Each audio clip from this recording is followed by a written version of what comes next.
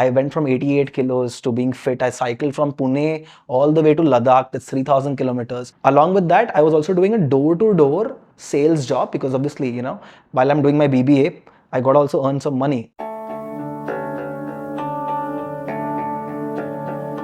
I never thought that I would teach, by the way, because I was never a topper or never like super studious. I come from Pune and I'm born and brought up there. My father has a business and I've always seen him like super crazy hardworking. Like probably like one weekend, probably like a Sunday, half a afternoon is what like we used to get with him. Crazy story, like until I was 16, I used to hate like businessmen because I used to feel like they can't give time, a lot of time to their family. There was this one time in Diwali where all our employees and their families were called for like lunch. And I went to that lunch and I saw these 400, 500 people, because not just their kids or their wife, but like the grandmom, the grandfather, the entire family had come. And I saw like how many people are being fed, how many people's lives and how many children's education is being done just because of like something that my father's doing. That kind of impact, right? I just understood why he has so much empathy towards his employees. And that clicked a switch that if I am ever like capable, I definitely want to start off something of mine. And then decided to do engineering because I could code. That's what I thought. And I dropped out of engineering in second year, okay? It was also like a low point for me in my life. I went from 88 kilos to being fit. I cycled from Pune all the way to Ladakh. That's 3,000 kilometers. All of that happened because I was around the right people. Along with that, I was also doing a door-to-door sales job because obviously, while I'm doing my BBA, I got to also earn some money, right? Because again, that chip on your shoulder that you have to prove something now. That's when I started doing a lot of consulting, building websites out. And these websites were like 5,000 rupees a website, which would take me like 3 days, right? And 2 of those websites was my salary.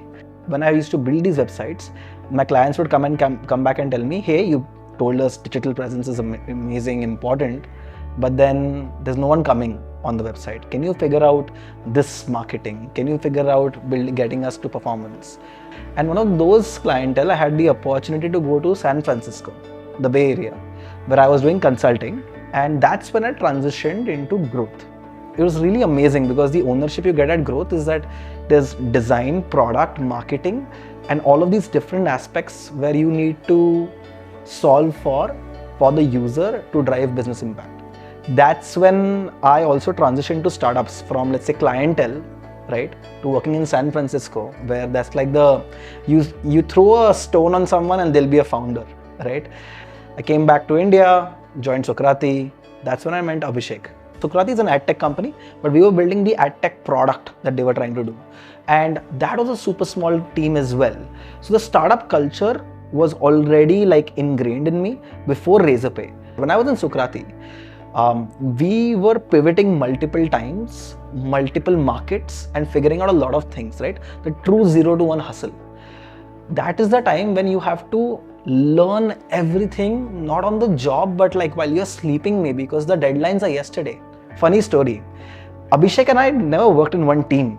However, we did have a team. It was a foosball team. And him and I, we used to play foosball. I used to play offense, he used to play defense. We used to break like rods, we used to be broken the table. It used to get really aggressive. I was always curious about fintech, demonetization had just hit, and Razorpay was looking for a growth person. So yeah, that's when I decided, right company, right opportunity, right city, it's time to move. So when I went to Razorpay, the self-learning part, 0 to 1 was done. And then there was a very different challenge at Razorpay. So Razorpay saw the amazing journey from, I think, like less than 10,000 merchants to like lakhs and lakhs of merchants in about 2.5, 3 years. Like Razorpay is an amazing company, very inclusive, tries to understand and absorb everything. Transparency is like a core value there, right? They'll be transparent about everything. They'll be very collaborative, and then they'll execute. I joined actually as a product marketing manager. In 6 months, I moved to product management.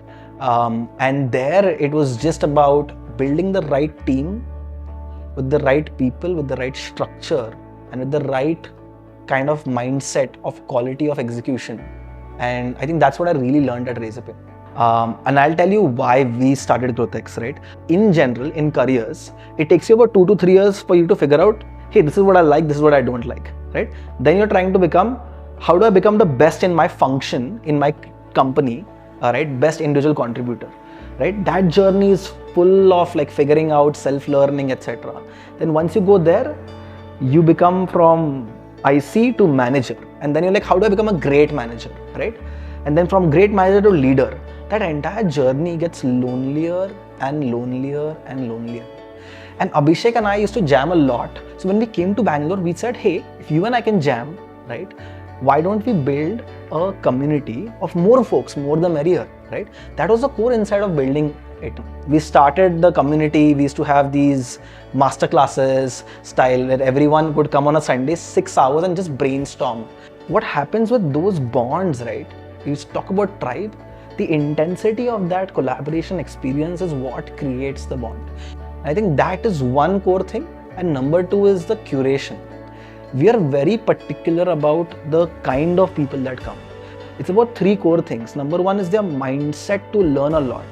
Number two is their goal. What is their goal in the next 12 months or 2 years?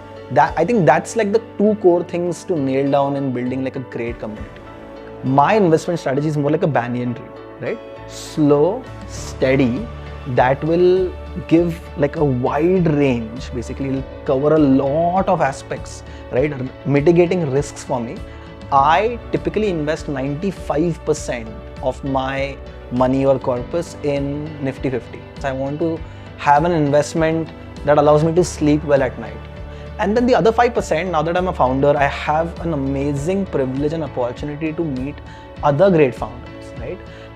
And I have the opportunity to angel invest there, right? So I do few, small, like, they're not like crazy amounts. They're, I think, a decent chunk of amounts that I keep putting in the founders that I really believe are going to make a difference. I genuinely think stable investments is the right way. It's like the right diet for you. Stable money, I think, had that mindset that they wanted to provide a very stable source of returns, not something crazy like 200%, 300%, like none of the scammy stuff.